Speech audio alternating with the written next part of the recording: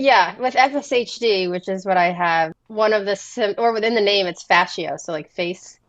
So yeah, a lot of people can't smile with FSHD, but a lot of people can. It really just affects everyone so differently. But yeah, I think it is more specific to FSHD. Like I know it's not all muscular dystrophies, but I know with FSHD it's very common.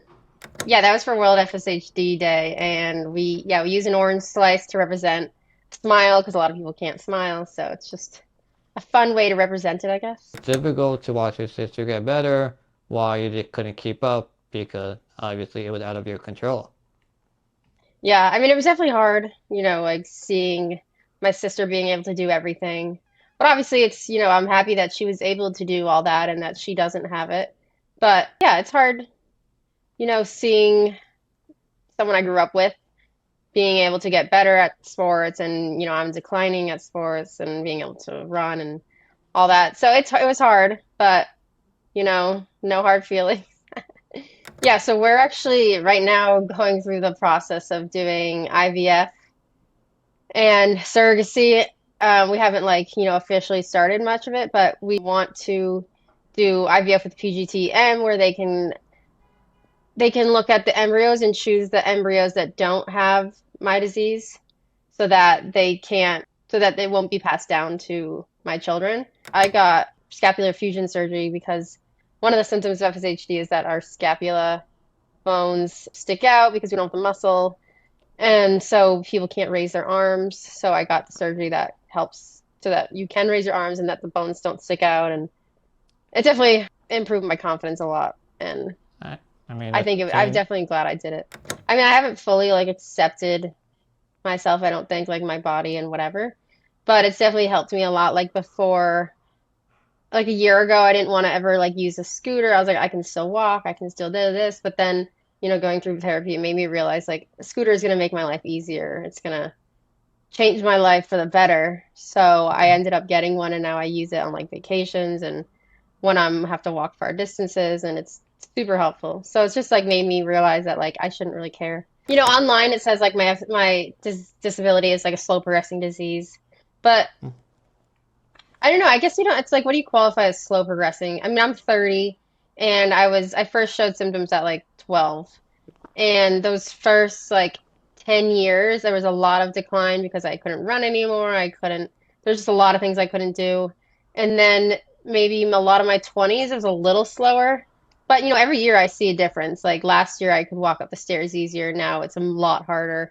uh, Last year, I could get up off the floor by myself, and now I almost can't. So it's just I notice things every year, really. There's times where I'll grieve and I'll maybe cry for a few hours. And I'm like, this sucks. Like, why did this happen? Blah, blah, blah. But, like you said, it's we only live one life. So I guess we might as well just try to live it best we can. hello, welcome to my podcast, Two My Fun Justice. I am Justice. I'll be giving my to Lexi. Lexi has Facioscapulohumeral Dystrophy, a rare form of muscular dystrophy where all her muscles are deteriorating. Not only does she is affected, but her entire family is affected too on both sides. Everyone's affected except her sister yet. But before we dive in, imagine there is a button, and if you press the button, all your diseases would disappear, but a random person had to die. Would you press the button? Oh God. Well, no, your Disappear? disease. Oh, mine? Okay, no, I would not do that. No? Okay. No. I totally I can't kill respect. someone. I mean, like my logic is that more bad people than good people, so the chances of a bad person dying is greater. So like, if I can be better and kill a bad person, like, hell yeah. That's true. But that's my opinion. I respect yours. So I guess a good segue is, can you smile? I can smile. Yeah. Because for the audience that don't are familiar with muscular dystrophy. I'm not fully sure. Actually, I don't know if it's muscular dystrophy as a whole or just your specific rare form. Is that one of the things they can Um, do is smile? Yeah, with FSHD, which is what I have, one of the sim or within the name, it's fascio, so like face. So yeah, a lot of people can't smile with FSHD, but a lot of people can. It really just affects everyone so differently. But yeah, I think it is more specific to FSHD. Like I know it's not all muscular dystrophies, but I know with FSHD it's very common. It's like I know you had a picture of for I don't know, not rare disease day, but I think Hmm. some day where you had the orange smile. So I was like, Oh hey, yeah, why is she posing with a? It could be like a cute photo, but there was like actual meaning yeah. behind why you're wearing this. I thought it was really interesting to read about it. Yeah, that was for World FSHD Day, and we use an orange slice to represent smile because a lot of people can't smile, so it's just a fun way to represent it, I guess. Yeah, I mean, I found it really cute, very catchy. Is it crazy Yeah. how yes, you have similar disease, like your whole family has the same disease, but So just my mom's side, so not my dad's side, but my mom, my uncle, and my grandfather, and then his dad. That's as far as I know it goes up. But yeah, the only one, yeah, and my sister doesn't have it, so it's my mom's side, but yeah, like they so all you have it. yeah, I watched like your documentary about it, how like your mom had the I guess she passed it to you, and then your sister doesn't have it. Had your sister undergo gene therapy because I know it can affect people earlier in life, like unfortunately that happened to you, and then others affected like later, like 30, 40s, or even the 50s. Hmm. Yeah, it's a 50-50 chance that it'll be passed down. And so she didn't get it. And she did get tested for it and it came back negative, so she doesn't have it Oh, unless the test was wrong, but she doesn't have it. So oh, that's great though. it's good. Yeah. Oh, so a good segue, I guess, would be that. So, like I have here, is that you were into gymnastics when you were younger, and then running, but your career was cut short due to weakness in your body. And then you also did sailing in high school, but you were Mhm. forced to stop due to loss of pain. Was it difficult to watch your sister get better while you just couldn't keep up because obviously it was out of your control? Yeah, I mean it was definitely hard, like seeing my sister being able to do everything. But obviously I'm happy that she was able to do all that and that she doesn't have it. But yeah, it's hard, seeing someone I grew up with being able to get better at sports and I'm declining at sports and being able to run and all that. So it was hard, but no hard feelings. She's Yeah. my sister, so I'm happy that What? she's able to do all that.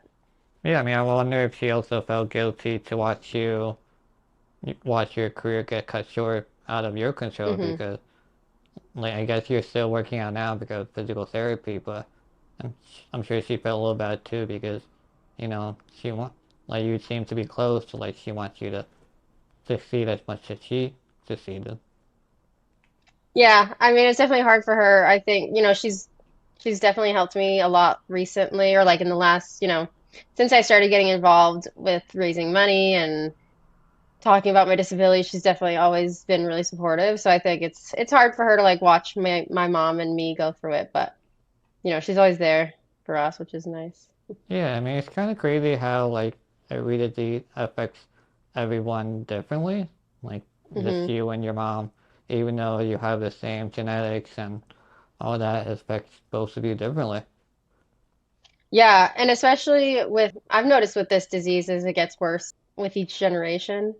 So, Oh, my grandpa wasn't really affected until he was like 30, and then it really didn't affect him until like 60. And with my mom, she wasn't really affected until maybe a little like 20s or something. And then myself, I noticed symptoms at like 12, and then I started not being able to run earlier and all that stuff. So it just seems like it's gotten worse with each generation. And I think that's the case for a lot of people with this disease I've seen and heard. well, I guess a good question would be, if you know there's a pattern, are you thinking of not having kids so your future kid doesn't have the disease at like 5 years old, for example? Yeah, so we're actually right now going through the process of doing IVF and surrogacy. We haven't like, officially started much of it, but we want to do IVF with PGT-M where they can look at the embryos and choose the embryos that don't have my disease so that they won't be passed down to my children. So yeah, that's what we're trying to do. We're trying to make sure that my children don't have it. And then also I can't carry. It's unsafe for me to like carry a baby, so we're gonna do surrogacy. It's a lot, but it's something we really want is to have kids. So, but Yeah, I I don't mean, want them to, because I know how much it affected me growing up, and I just don't want them to have to go through it. yeah, it's a tricky topic in the disability community Yeah. of, you know, like I'm against disability people having kids for a lot of reasons. Like if you're like to me, if you're able to take care of yourself and like you're healthy, that's fine. But if you can't Hmm. take care of yourself and like, like if your health is like wishy-washy and then like I know like especially for women like pregnancy is huge health Hmm. everything, like and I think it's just so detrimental to them that they think they can't take care of it, but they just want the child anyway. So it's just awesome to hear that you're taking preventative chances so you don't pass Hmm. shitty DNA to like have that like just because you lived your life and you're okay with it doesn't mean the next person should live Right. a hard life too. Like you may be okay, Yeah, but the next person doesn't mean they're okay. So it's great to hear that you're exactly. actually, trying to give that child a better chance. Hmm. Yeah, I definitely wouldn't have kids knowing that they would have my disability. Yeah, So that's, I mean, just because like I said, I know how hard it was for me, and I don't want my kids to have to deal with it. yeah, of course. It's kudos to technology for getting this far that you're able to do that. Hmm. Like, Yeah, I mean, I can't believe we're able to do stuff like that now. to you, and I guess Thanks. maybe, I- well, I don't know how the IVF work, but I guess your sister, I guess, could supposedly be a surrogate, but I don't know if she'd be willing to do that to keep the Yeah. DNA, to keep the Well, it's DNA my, within the family. yeah, so it's still my like egg in my husband's sperm, so it's still Uh, our DNA, but they just because there's a 50-50 chance of passing down the disease, like some of the embryos won't have it. So then they test those embryos and make sure we use ones that don't have FSHD. so I guess I'm just not don't know enough about IVF. So if it takes your egg and his sperm and then put in a different person, so that other person won't have really any influence on that baby. Like the baby will Yeah. still look like you or the husband, right? Yeah, they're literally just like a Just person carry that's them. carrying it. Yeah. Okay. I mean, that's a big It's deal kind in of itself. crazy. That's a big deal in Yeah, itself too. I don't know if I could do that. Carry someone I else's know. child for 9 months.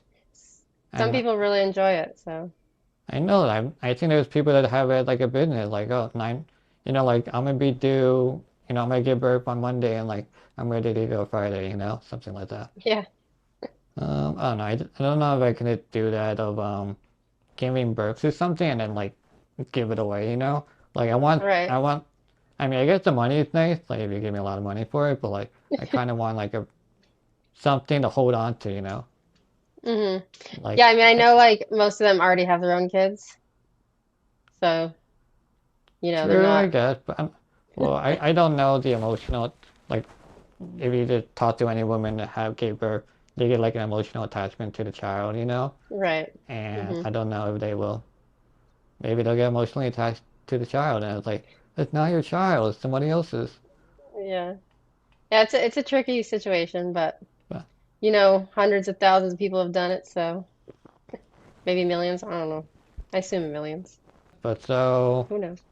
yeah, so I get a good segue to congrats on your pregnancy for the 10 plus years.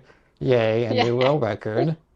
Do you want to explain why you I made a joke, or do you want me to explain it? Oh, you mean because people think I'm pregnant? Yeah. Yeah. Yeah, people always ask me if I'm pregnant. It's rude to ask. But I don't know, everyone just assumes, which kind of sucks. And then it's like the fact that I can't even get pregnant myself, so it's like a sick joke. Can you not get pregnant, or you just choose not to get pregnant? Well, it would be unsafe for me to do so. Yeah, because I know, I think you said in the documentary that your abdomen muscles were the first to go, and I never, like before, like enter the disability world, I never realized how much abdomen affects everything. So like your abdomen can control like the way your muscle, like if you don't have abdomen muscles, it makes you look fatter than you really are. And I just never Hmm. realized that we actually have muscle that keeps it in, you know? So it's Right. fascinating that Well, like when and you my have, back is like very arched because of it. So yeah, that's like the main reason people think, I'm pregnant is just because of my back is really arched, so I walk kind of like a pregnant person would. Like I yeah. understand why people would think I look pregnant, but I don't want to be asked those questions. I, I, I, I get where you're coming from too, but I'm also get where other people are coming too if you do like this. Yeah, I get it. It's really tough to do. I mean, there any, I know you got surgery for spinal. Is there any, I guess, further surgery that you could get done to help you out, or you don't want surgeries? Well, I got surgery on my shoulders, so I haven't done the spine, but I know some people who have done spinal surgery, which I won't do unless it was like, I think you only really do it, like people only really do if it becomes a health concern or like a serious issue, which for me it Hmm. hasn't. So like I don't plan on doing that. But I got scapular fusion surgery because one of the symptoms of FSHD is that our scapula bones stick out because we don't have the muscle. And so people can't raise their arms. So I got the surgery that helps so that you can raise your arms and that the bones don't stick out. And it definitely improved my confidence a lot. And I, I mean, I'm definitely glad I did it. it seems that seemed like a really big surgery to do to help you a lot. Just to lift Hmm. your arm, that's a big Yeah, improvement. yeah, definitely. And it was just also like a confidence thing too, it made me feel a lot better. I mean, Um, hell yeah. I mean, that's huge though, but I mean, I don't know enough about it, but it's crazy that without surgical intervention, you couldn't raise your arms, and all of a sudden you can raise your yeah. arm with surgical. So it's cool that that is an option, and I feel like I guess Hmm. that's a normal occurrence. Not real, not, I mean, yeah, not a lot of people do it, but I mean, a good amount of people do it. I think a lot of younger people do it just because it is like it does affect your confidence, it does affect your abilities. So, you know, if you can do it to help, why not? I mean, it's a pretty serious surgery though. Like it's not just like something to lightly consider. Yeah, and I'm assuming you have to do a lot of physical therapy afterwards, if that's Hmm. possible. Yeah, Like, you do. so it seems that the less muscle you have, the the chances of your bone kind of like getting out of place happens more frequently, and that's why you needed to get the surgery. Well, I mean, it's like nobody needs the surgery, but it's like if if your mobility in your arms is affecting your life that much, then it's an option to do. But a lot of people, like some people don't want to do it because it's really invasive. And some people do want to do it because it will improve their life and their confidence and whatever else. But I nobody like mean, needs to do the surgery, which is good, I I guess. mean, I know like one of the reasons you did the surgery is probably to do your hair, right? Yeah. Yeah, well that was something that one thing I when I was before the surgery, I could like lift my arms, but I wouldn't be able to like keep them up or anything. They would fall right down. So Uh, I used to be able to like kind of hang over the bed and like put my hair up, but now I can't move farther than this. So it did restrict me a little with that, but for the most part, it improved. That was like the only really downfall of it. But everything else was improved by it. So, yeah, like you know, when I was there's, watching, yeah, when I was watching your documentary, it was crazy how like you have arms, but like your muscle did not allow you to like touch the top of your head. hmm Like it's like right there, but like your body just not wanting to do it. yeah. Yeah, it's It's like it's like you just can't move it farther than that. Like there's just something holding it back. I don't know. It's just not, I the mean, range of motion isn't there. yeah, I mean, I think we're like same but different with my disability that I can't just Hmm. touch places because of my condition. So I feel for you like I relate a lot to you in terms of like your body deteriorating, like you used to do, Hmm. be athletic, and then all of a sudden, like you just can't anymore, and like you just have to watch, Right. like everyone else just get better as such, and Yeah. you just have to sit there and there's really like nothing anyone really could say to you to make you feel better. It's just kind of Hmm. a normal thing. Like I don't like I never been to therapy. I just have to like deal with my shit. I guess Right. you just deal with your own shit too, right? Without like Yeah, I therapy mean, or anything.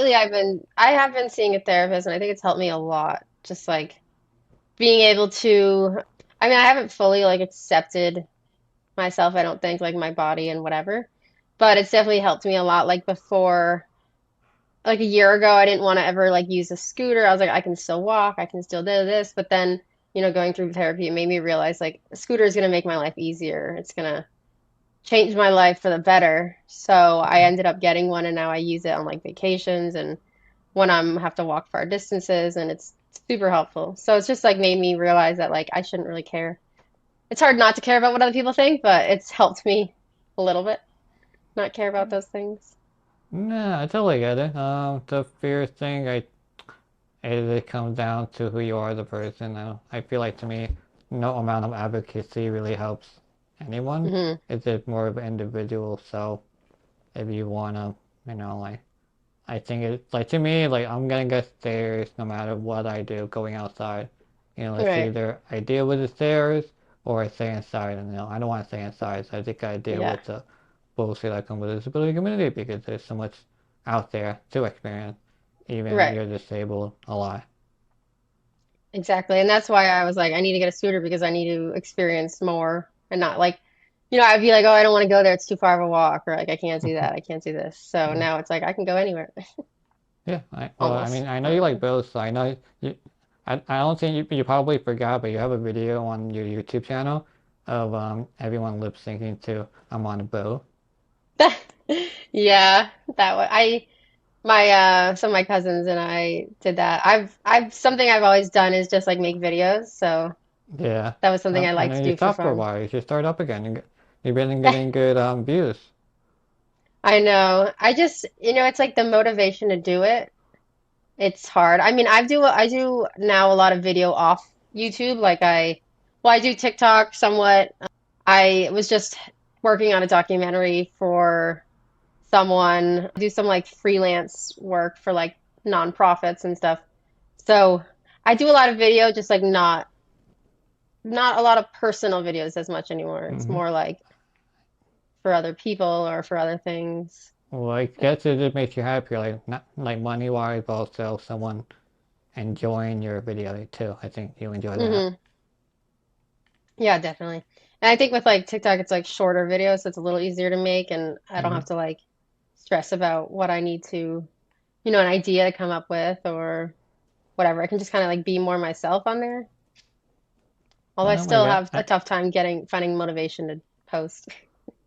yeah, I think it, like, obviously on YouTube, so like, you don't, like, you have to upload a video, but like, I don't really get anything out of it anymore. Like, sure, I'll get Hmm. comments and such, and like, oh, I see my views go up, but like, it doesn't really do much. Like, I'd rather Right. make a video, get paid for someone like, oh, I love this video, or, I'd rather have a more exchange of something instead of just release it to the world and just, go to sleep or something. Right. Yeah, definitely. And I mean, Yeah. I get a lot of comments on like TikTok of, people who've never met anyone else with FSHD or who are seeing other people talk about it for the first time or maybe feel alone. So it's cool to like be there for other people who maybe need like support or although it's a lot to like, support a lot of other people, but it's nice to I, be supportive. yeah, I mean, it really depends how you take it. Yeah, that's what's cool about it. Like you just gather people that you have never will ever touch in a million years without the internet, Hmm. like Yeah, across the world exactly. really. Like it's almost like it's a small world out there. It's huge. Yeah. Hmm. So let's talk about like your transition of weakness.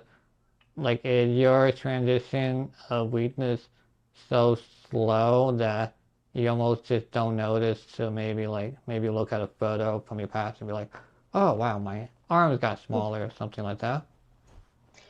I mean, online it says like my disability is like a slow progressing disease, but I don't know. I guess it's like, what do you qualify as slow progressing? I mean, I'm 30, and I first showed symptoms at like 12. And those first like 10 years, there was a lot of decline because I couldn't run anymore. There's just a lot of things I couldn't do. And then maybe a lot of my 20s, it was a little slower. But, every year I see a difference. Like last year, I could walk up the stairs easier. Now it's a lot harder. Oh, Last year, I could get up off the floor by myself, and now I almost can't. So it's just like I notice things every year, really. So I don't know. oh no. I don't know if that's considered slow or fast, but to me, it feels fast. I mean, they definitely feel fast. I mean, I don't know. I'm just, I'm just making a guess to me, but that does seem fast. Like it seems apparent of changes that happen to you. Like, Yeah. like, I mean, I related them, like, I think my condition more severe is that, let's say I could walk, and then let's say I could just never walk again, I'll never walk again. Mm. Hmm. But, like, how do you feel when, like, let's say you can't get off the floor as much anymore, like maybe you think like, oh, this is the last time I'll get off the floor because they can't do it anymore. Like, does Yeah. it hit you, or like, do you like just push it down inside and just like forget about it? Like, are you affected by it? I mean, the last like, I'd say this last year, I think every time I'm on the floor and I can't get up, it's definitely really frustrating.